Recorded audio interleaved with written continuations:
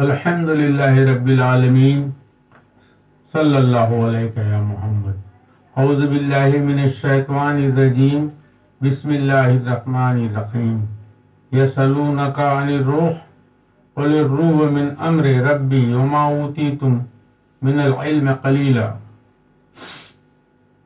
صلی اللہ علیہ یا محمد. ناظرین السلام علیکم ورحمۃ اللہ وبرکاتہ. ناظرین میں نے ابھی سورہ بنی اسرائیل کی آیت نمبر 85 کی تلاوت فرمائی.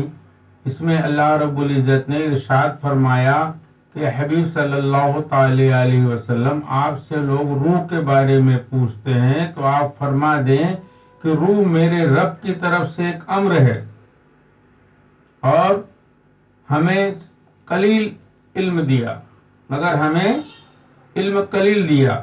اس میں بھی اللہ کی حکمت تھی. اللہ رب العزت نے اپنے حبیب صلی اللہ تعالی علیہ وسلم کو قلیل علم جو روح کا دیا کہ جب آپ صلی اللہ تعالی علیہ وسلم نے کہا کہ میں نبی ہوں، قریش کے لوگوں سے اعلان کیا اپنی نبوت کا، تو قریش کے لوگ اور بعض لوگوں نے، قبیلے والوں نے اعتراض کیا کہ آپ صادق الوعد الامین تھے. یہ تو وہ جانتے تھے کہ وعدے کے پکے اور امانت دار. تو انہوں نے مشورہ کیا آپس میں کہ ہم آپ صلی اللہ تعالی علیہ وسلم سے 3 سوال کرتے ہیں، اگر 3 کا جواب دے دیتے ہیں تو نبی نہیں ہے، اور 3 کا جواب نہیں دیتے تو بھی نبی نہیں ہے. یہ دونوں قبیلے، قریش کے قبیل اور دوسرے قبیلے والے آپ صلی اللہ تعالی وسلم کے پاس گئے اور آپ سے 3 سوالات کیے. پہلا سوال آپ سے کیا گیا ذوالقرنین علیہ السلام کے بارے میں، آپ نے جواب دے دیا. پھر آپ سے اصحاب کہف کے بارے میں پوچھا گیا، آپ صلی اللہ تعالی علیہ وسلم نے جواب دے دیا. جب آپ سے روح کے تعلق سے پوچھا گیا تو آپ نے کہہ دیا مجھے قلیل نے عطا کیا رب العالمین نے. میں اصل میں بتانا یہ چاہتا ہوں کہ جب سے قرآن نازل ہوا تبھی سے دنیا نے کامیاب کی، تبھی سے دنیا کامیاب ہوئی. جیسے سورہ لقمان میں اللہ تعالیٰ نے فرمایا الم تر ان اللہ سخر لکم ما فی السماوات و ما فی الارض، کہ جو کچھ بھی زمین آسمان میں ہے سب تمہارے کام میں لگایا. حضرت جو چیز پر قرآن خاموش ہے اس پر سائنس آج تک کچھ نہ کر سکا اور نہ کر سکے گا.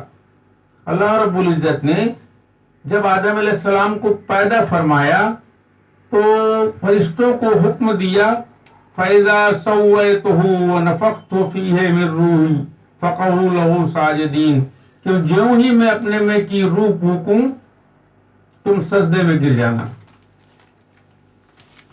تم سجدے میں گر جانا. تو روح آسمان سے ہے. انسان کا جسم 2 طرح سے بنا ہے، ایک مٹی، دوسرا اللہ رب العزت نے اپنے میں کی روح پھونکی. اور جیسا قرآن پاک میں ارشاد ہوا ہے قُلْ إِنَّمَا الْمَوْتَ الَّذِي تَفِرُّونَ مِنْهُ فَإِنَّهُ مُلَاقِيكُمْ، کہ حبیب آپ فرما دیں کہ جس موت سے تم بھاگتے ہو وہ تمہیں ضرور ملنے والی ہے، وہ تمہیں ضرور ملنے والی ہے. اور دوسری جگہ ارشاد ہوا سورہ نساء آیت نمبر 78 میں اَيْنَمَا تَكُونُوا يُدْرِكُكُمُ الْمَوْتُ وَلَوْ كُنْتُمْ فِي بُرُوجٍ مُشَيَّدَةٍ، کہ یہ موت تمہیں آ لے گی چاہے تم لوہے کے برجوں میں چھپ جاؤ. بہت پہلے سائنسدانوں نے کوشش کی تھی کہ نزاع کے وقت، انسان کے موت کے وقت، انہوں نے بڑے بڑے شیشوں کی دیوار رکھی اور اس کو چاروں طرف سے بند کر دیا، خود آکسیجن لے کے اندر رہے. لیکن جیوں ہی موت کا فرشتہ آیا ان دیواروں کو پھاڑ کے روح پرواز کر گئی. اِنَّ لِلَّهِ وَإِنَّا إِلَيْهِ رَاجِعُونَ. یہ ہے ہمارا رب، کیونکہ اللہ نے کہہ دیا کہ وَلَوْ كُنْتُمْ فِي بُرُوجٍ مُشَيَّدَةٍ، کہ تم کہیں بھی ہوگے کہ موت تمہیں گھیر لے گی، چاہے تم لوہے کے برج بنا لو، کسی بھی طرح کا کوئی چیز بنا لو. سائنس نے تبھی ترقی کی. حضرات ہمارا رب کون ہے؟ جو یخرج الحی من المیت، جی مردہ سے زندہ نکالتا ہے، اور فرمائے یخرج المیت من الحی، اور زندہ سے مردہ نکالتا ہے، وَيُحْيِي الْأَرْضَ بَعْدَ مَوْتِهَا، اور مرنے کے بعد پانی کو برسا کے پھر زندہ کرتا ہے۔ اور آگے ارشاد فرمایا رب العالمین نے وَكَذَلِكَ تُخْرَجُونَ، اور یوں ہی ہم اٹھائے جائیں گے، اللہ ہمیں ایسے ہی اٹھائے گا، جو مردہ سے زندہ پیدا کرتا ہو، زندہ سے مردہ پیدا کرتا ہو، انڈے سے پرندہ پیدا کرتا ہے، پرندے سے انڈا پیدا کرتا ہے، مرنے کے بعد زمین کو پھر زندہ کرتا ہے۔ حضرات، میں آپ لوگ سے گزارش کرنا چاہتا ہوں کہ جیسے روح پر کوئی قابو نہیں پا سکا، کیوں کہ روح اللہ کی طرف سے ہے۔ اگر سائنس کچھ دم ہوتا تو روح پر قابو پا لیتا، لیکن جو چیز قرآن میں ہے، جو چیز قرآن نے 1450-40 سال پہلے بتا دی، 50 سال پہلے، اسی پر ہی کوشش کر کے سائنس آگے بڑھ رہا ہے، اور بہت سے غیر نان مسلم بھائی بھی ترقی کر رہے ہیں، لیکن ہم آپ قرآن کو سمجھ کر پڑھنا ہی نہیں چاہتے۔